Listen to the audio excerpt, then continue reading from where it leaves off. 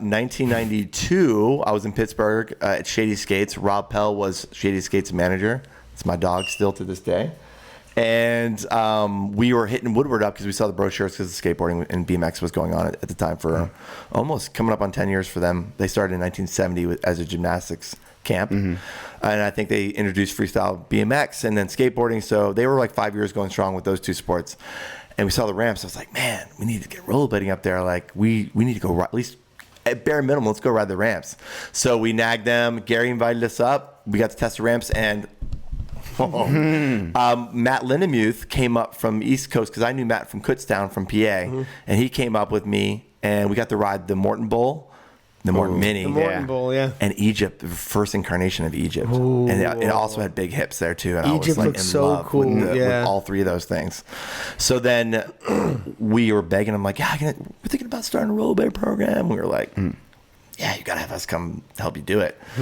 Didn't hear anything. Middle of summer, I'm literally doing demos in like Virginia, like a launch ramp demos, and it's like my first year out of corporate trying to do the skate film thing. And this guy, somebody calls me from the office like, can you be at camp next week to start? It's like halfway through summer they started the rollerblade. Oh, what the hell? Program. And how did they get campers in there? Yeah, if it was in the middle of summer. I don't know, but people came. Oh, shit. They came, and we had like 20 to 30 kids each week, and I think 40 to 50, 60 by the end. And I even think, I don't think any pros came until the next year. I don't think Chris might have came the first year, Edwards, but definitely the second year. It was me and Ryan Zlacki, who ended up becoming one of my best friends. That's where we met, right at Woodward. We were basically the Inline directors and started the Inline program. And we had to basically prove ourselves. Like, the skate director was a nutbag. His name was Ozzy. And he was just like, met me at the office, like, hey, what's up, man? I'm Ozzy. I don't know why you guys are here. I hate rollerblading. Like, your bunk's right over there. Good luck. And I was like, what? Okay, this is how it's going to be. But I walk in. I walk into our bunk, and it's like military-style bunks. It's stinky, smelly. And I put my stuff down. But I was like, F it, man. Like, this is my ticket to let's get this done, right? Yeah. And I see Chad Vaught, who's like a Seattle ripping skateboarder, mini ramp skater, and he's like, pops his head up from a nap, and he goes, hey, man, what are you doing?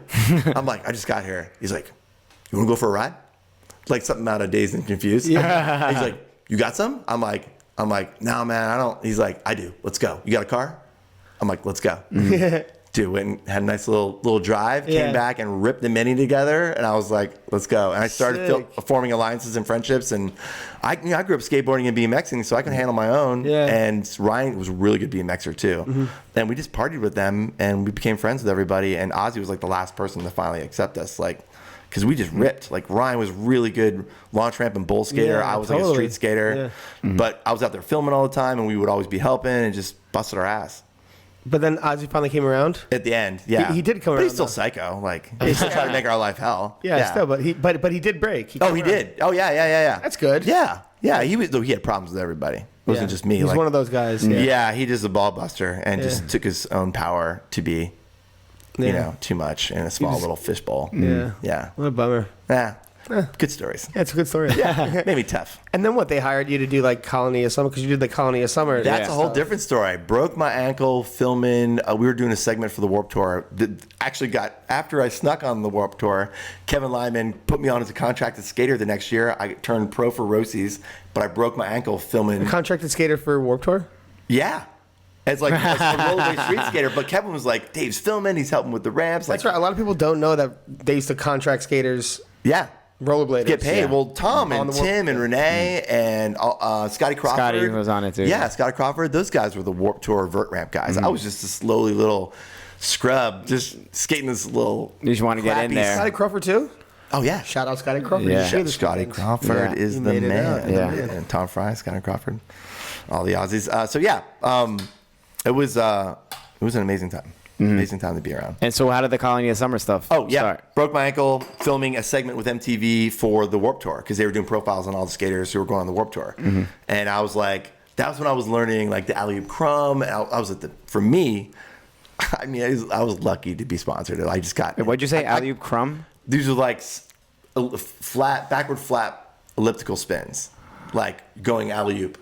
like snowboarding. Yeah. Coming off like front side and turning back that way, Okay. flat spin. Okay. Like I was known, it was like there was bios, there was Misties. And what did you call him? There was an alley-oop. We call it an alley-oop crumb. I never heard that. Yeah. That name never took for obvious reasons. Yeah. Yes. Kind of like But I was skating really good, and I like literally the resi was new. The resi, anyone who's been to Woodward, they know about the resi mats, how you can learn how to do launch ramp stuff and right away clean because it's hard plastic. But when it first got installed, it wasn't all plastic. They literally had open mat blue underneath gym mats that are above the resi were exposed.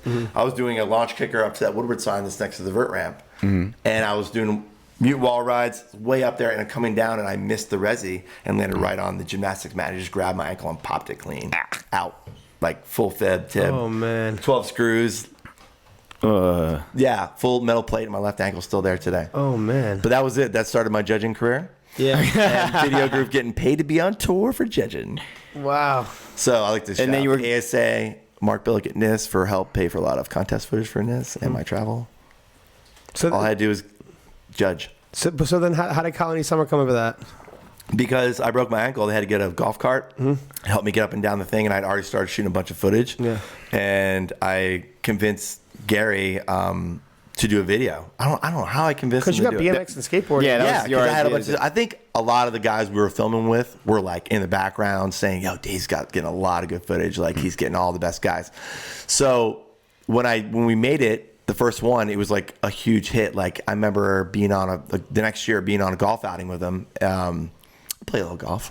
Okay. Play a little golf. Okay. Ended up paying off because Gary's a big golfer, and when he showed the video to like all the gymnastics people and all of his big to do people, and I was there, and it was just like everyone was going crazy. And from that moment on, I could see it in his eyes. Like we're doing this every year. Sick. Yeah. So 7, 8 Colony Summers later until I handed it off to Dave Paine and the gang.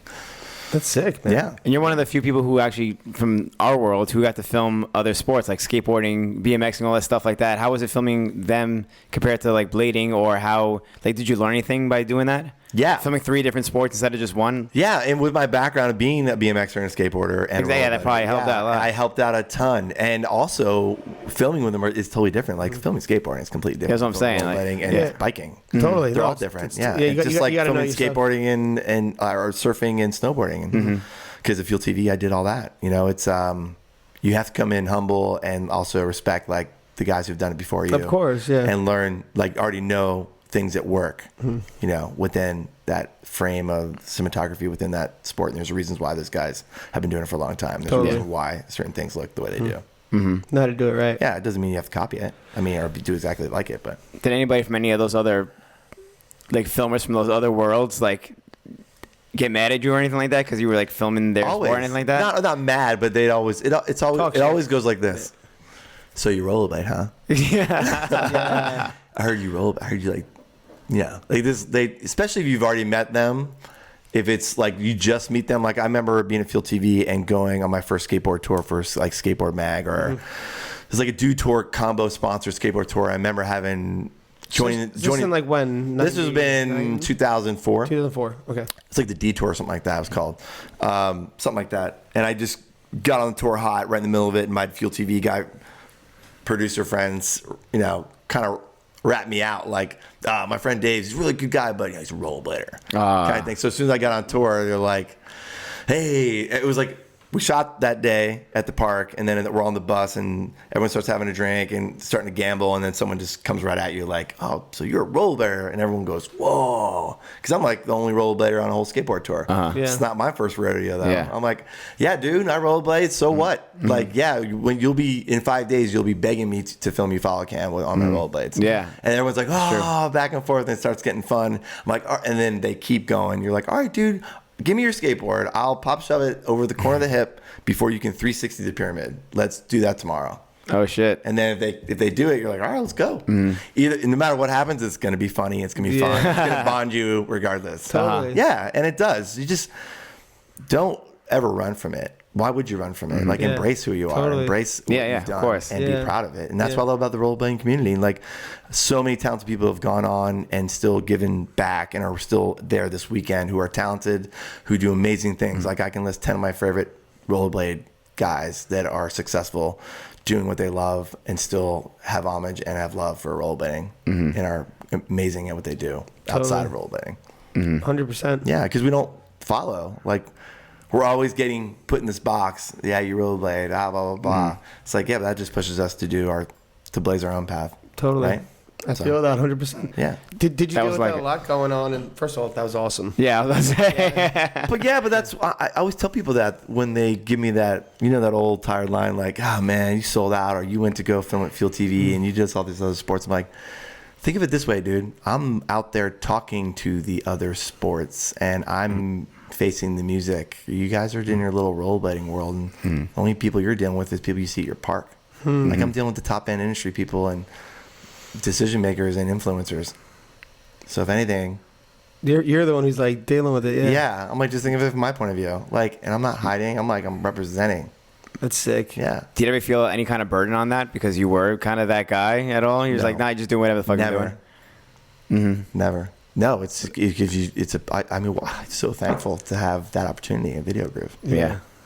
And I'm thankful to have weekends like this. And like I was telling you, like, just kids come up to you out of nowhere and you influence their life in a positive way. Yeah. And that's way more important, to leave your mark with somebody else in life than money. Totally. It's like connections, and it's what you do on your time here. Yeah. Yeah, you've always been like that. Like, ever since I first met you, very good at connecting to people. Like, I think that was a big part of what made VG so successful. Thank you. And wanting everyone to be a part of it, because you were like, like a camera courage. Yeah, right. Like a lot of juice. Well, there was always the VG courage. People have VG courage. Yeah, that's the thing. But it's a part of it. It's connected, right? Totally. To my personality, to the crew that we built, the VG family. You know, that kind of thing. Yeah. And there's different ways, because you can come off like, especially from the position of power and having a name and being pretentious and stuff like that. But you were never that way. No. You're always like making people feel comfortable, and I think that was a big part of the whole VG thing. Yeah, I think it helps me in my job even today as a company owner at campsite, and being a producer and being on the other end of the mic like you guys, interviewing people, like connecting with them, and sometimes in a very short time, and having to be able to get their story out.